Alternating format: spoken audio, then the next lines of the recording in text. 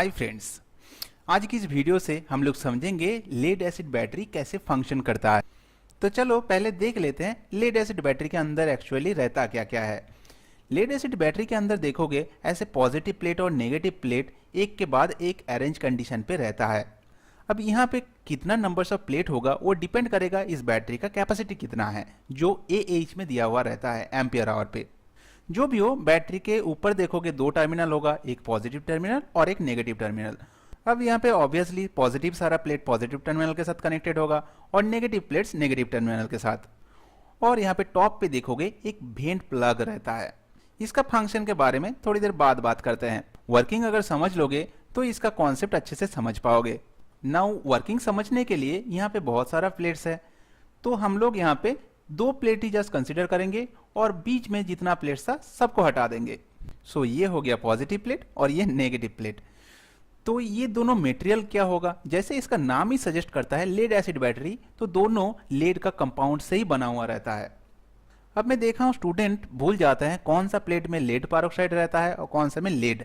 तो इसके लिए एक सिंपल ट्रिक यूज कर सकते हो। जो पॉजिटिव है उसमें देखोगे नंबर्स ऑफ लेटर्स ज्यादा होगा, PbO2, और यहाँ पे देखो Pb।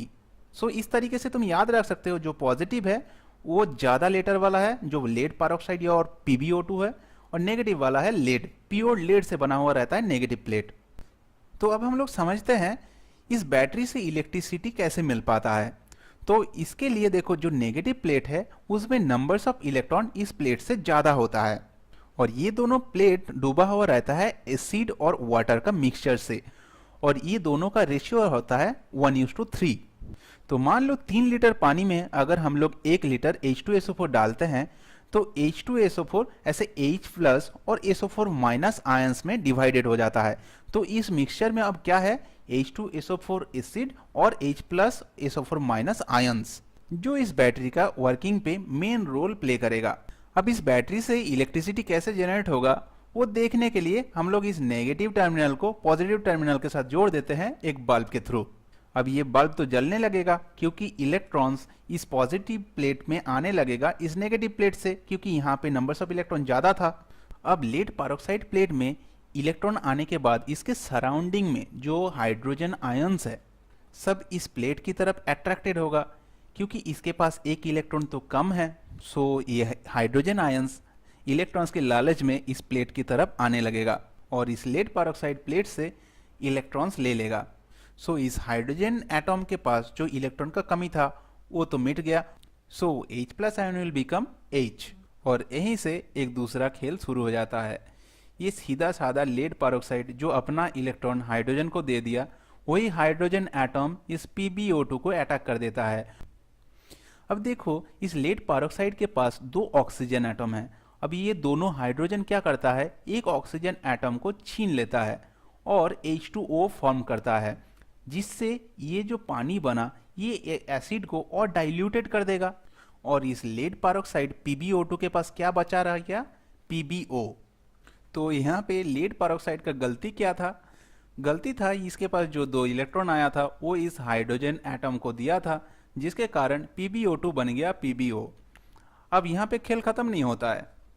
ये जो प्योर H2SO4 है वो PbO2 के साथ डायरेक्टली रिएक्ट नहीं कर सकता, लेकिन PbO के साथ रिएक्ट कर सकता है। सो ये H2SO4 भी इस प्लेट को अटैक करता है, जिससे बन जाता है PbSO4, मतलब लेड सल्फेट क्रिस्टल। अब मुश्किल ये है ये सॉलिड फॉर्म में होता है, मतलब इस प्लेट में ये जम जाता है। सो इसे समझ सकते हो जितना देर तक ये बैटरी डिस्चार्ज होगा इस पॉजिटिव प्लेट पे लेड सल्फेट का क्रिस्टल जमा होना शुरू हो जाएगा। सो यहाँ पे देखो Pb के साथ SO4 जुड़ गया, जिससे बन गया PbSO4, और ये H2 इस ऑक्सीजन एटम के साथ जुड़ के फिर पानी बन गया। सो ये एसिड और ज्यादा पतला हो गया। तो ये बैटरी जितना ज्यादा डिस्चार्ज होगा उतना लेड सल्फेट बनेगा और पानी बनेगा। अब ये दो इक्वेशन इस टोटल स्टोरी को डिस्क्राइब करता है। जो भी हो, एट द एंड तुमको अभी जो याद रखना है वो डिस्चार्ज प्रोसेस में इस पॉजिटिव प्लेट में एक्चुअली हुआ क्या, लेड सल्फेट क्रिस्टल प्रोड्यूस्ड हुआ जो इस प्लेट में जमा हो गया और एज ए बाय प्रोडक्ट पानी निकल गया, जो एसिड वाटर मिक्सचर को और डाइल्यूटेड कर देगा। बस ये दो चीज याद रखो। अब चलो चलते हैं इस नेगेटिव प्लेट की तरफ, देखते हैं नेगेटिव प्लेट में क्या हो रहा है। पहले हम लोग देखे थे दो इलेक्ट्रॉन नेगेटिव प्लेट से पॉजिटिव प्लेट में चला गया था, तो यहाँ पे इलेक्ट्रॉन का तो कमी हो गया, लेकिन इस बल्ब को कंटिन्यूअसली जलाए रखने के लिए इलेक्ट्रॉन को फ्लो तो चाहिए ही, तो कहीं से इलेक्ट्रॉन यहाँ पे आना चाहिए। अब ये उदारता दिखाता है ये सल्फेट आयन।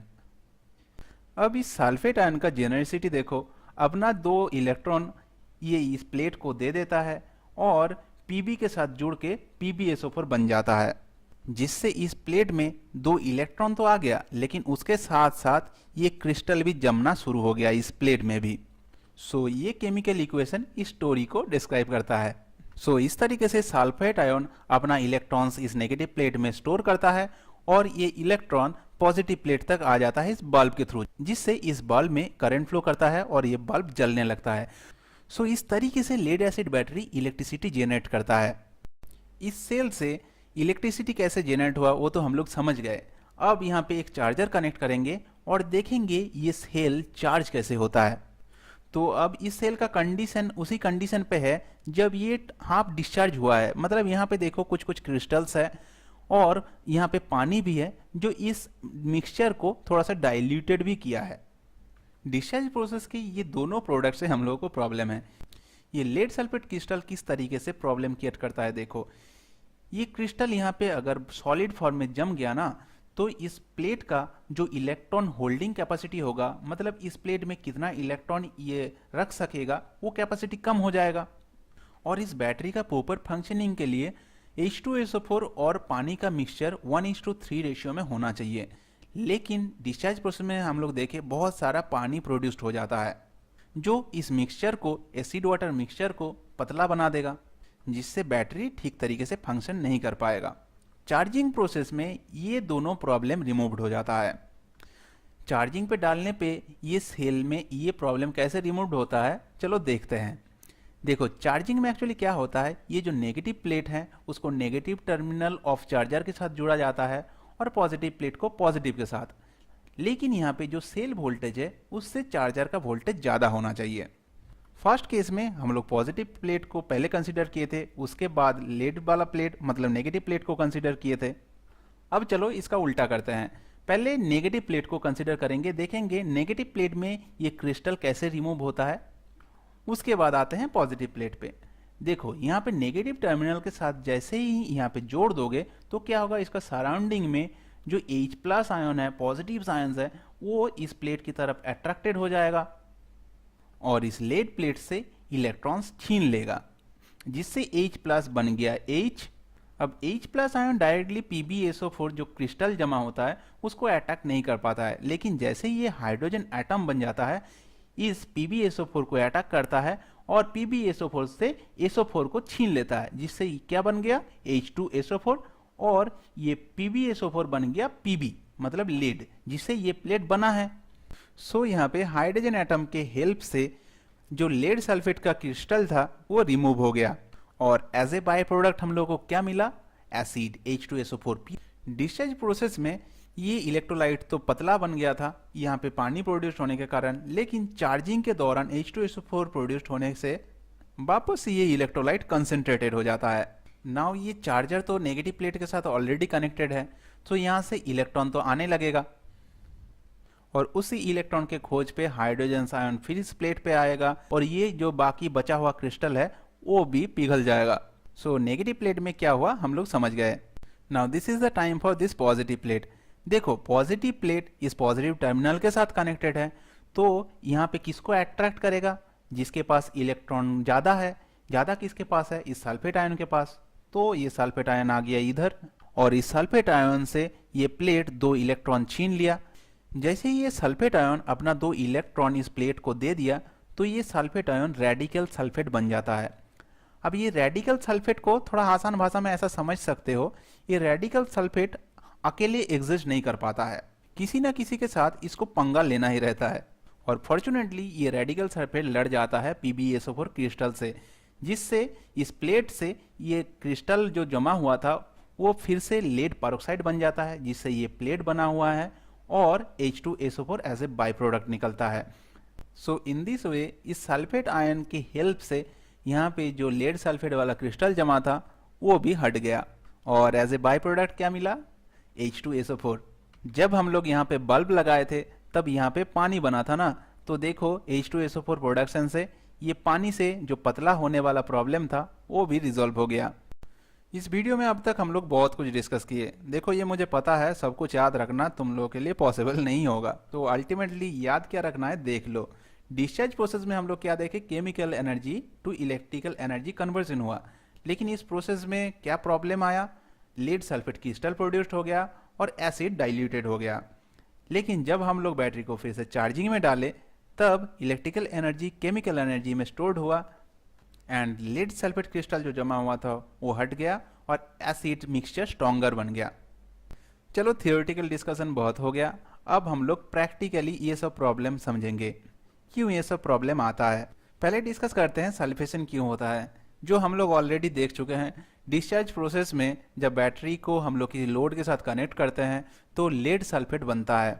सो अगर ठीक तरीके से और ठीक टाइम पे हम लोग बैटरी को चार्जिंग पे दोबारा नहीं डालते हैं तो ये लेड सल्फेट क्रिस्टल परमानेंटली जम जाता है। सो समझ गए कब सल्फेशन होता है, जब हम लोग बैटरी को लोडिंग पे डालते हैं।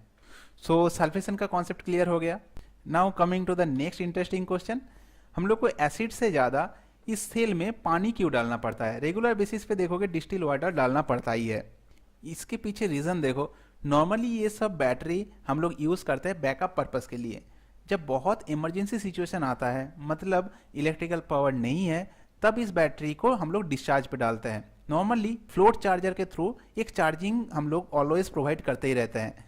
तो जब चार्जिंग कंटिन्यूअस होता रहता है तब हम लोग क्या देखे थे, एसिड प्रोड्यूस्ड होता है। कभी कभी होता क्या है, बहुत दिन तक बैटरी डिस्चार्ज नहीं होने के कारण ये एसिड वाटर मिक्सचर जो 1:3 में रहता है उसमें एसिड का अमाउंट ज़्यादा हो जाता है।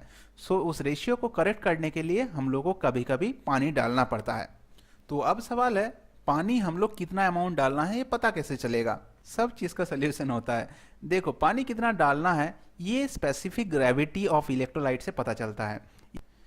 ये हाइड्रोमीटर से स्पेसिफिक ग्रेविटी हम लोग मेजर करते हैं। स्पेसिफिक ग्रेविटी का वैल्यू 1200 से 1300 के अंदर होना चाहिए।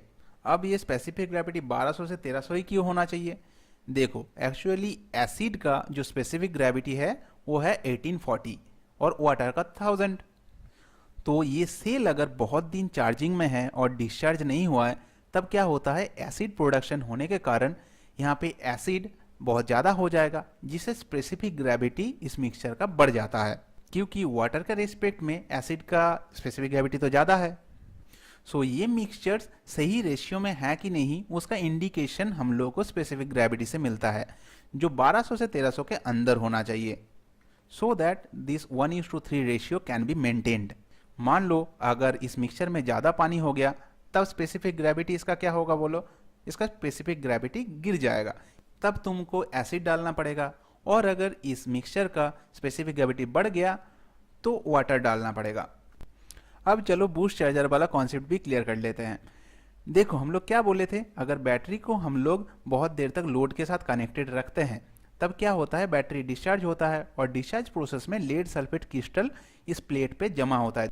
सो अगर बैटरी को हम लोग क्विकली चार्ज ना करके ओनली फ्लोट चार्जर यूज़ करते तो क्या प्रॉब्लम हो सकता था, जो लेड सल्फेट क्रिस्टल इस प्लेट पे आया था वो परमानेंटली जम सकता था, जो बैटरी को डैमेज कर सकता है। सो इसीलिए जब बैटरी डीप डिस्चार्ज हो जाता है, बूस्ट चार्जर यूज़ करके हम लोग बहुत जल्दी चार्जिंग प्रोसेस को कंप्लीट करते हैं, जिससे लेड सल्फेट क्रिस्टल रिमूव होना आसान रहता है। इस क्रिस्टल को जितना ज़्यादा टाइम दोगे उतना इस प्लेट के साथ परमानेंटली जम जाएगा। तो बैटरी को परमानेंटली डैमेज के हाथ से बचाने के लिए हम लोग बूस्ट चार्जर यूज़ करते हैं। Now this is the last concept, battery के ऊपर लगा हुआ वेंट प्लग के बारे में थोड़ा समझ लेते हैं।